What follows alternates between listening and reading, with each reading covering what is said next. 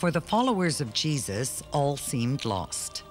There remained but only one last task: to take down the body and at least give it a decent burial. The Gospel recalls, "When evening fell, there came a man of Arimathea, Joseph by name. He approached Pilate and asked for the body of Jesus. And Pilate gave orders that he should have it. Joseph took the body, wrapped it in a clean linen sheet, and laid it down in his own unused tomb, which he had cut out of a rock. He then rolled a large stone against the entrance and went away." The stone of unction just inside the main doors of the Church of the Holy Sepulchre marks the traditional place where they cleaned and prepared Jesus' body for burial. Jesus' tomb, now covered and decorated by a small building in the center in the rotunda of the church, was once also a simple cave. In those days, Jews buried their dead in caves. They cut niches and shelves in the walls and sealed the entrance with a great rolling stone. There are hundreds of such cave tombs around Jerusalem. The Garden Tomb, just north of the city, is a very good example of how Jesus' tomb may have looked. Many Protestants believe this place to be a possible location for the tomb of Jesus himself. The crucifixion took place on the Friday, as the Gospel tells us. And the Sabbath was about to begin. The women who had accompanied him from Galilee followed. They took note of the tomb and observed how his body was laid. Then they went home and prepared spices and perfumes, and on the Sabbath they rested in obedience to the covenant. Saturday was a day of waiting.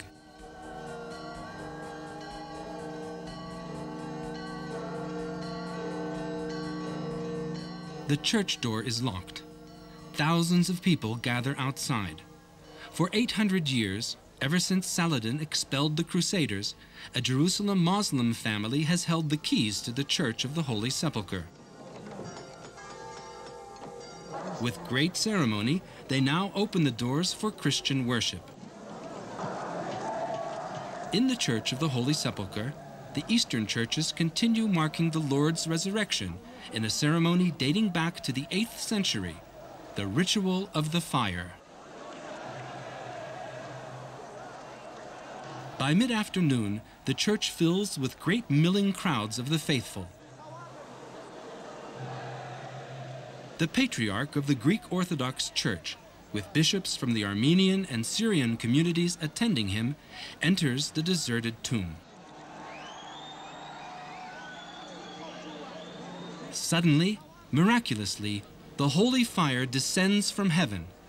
The fire rekindles the lamps. The symbolism is magnificent, for fire is the symbol of resurrection. The crowd is delirious with joy. There were times when this flame passed from torch to torch throughout the church, throughout the city, was borne to the furthest corners of Europe.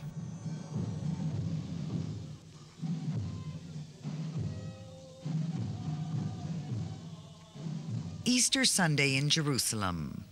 On the hills around the city, the different Protestant denominations are holding their services. Many are here on the Mount of Olives. Here our story began, and here it will end 50 days later at Pentecost, when Jesus departed from his disciples and descended from here to heaven. They recall the day when the disciples turned to Jesus and asked, when these things would come to pass, what would be the sign of his coming and of the end of the world? And he answered them, saying, Nation shall rise against nation, and kingdom against kingdom. And there shall be famines and pestilence and earthquakes.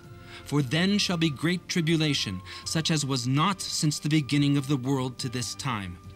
No, nor ever shall be.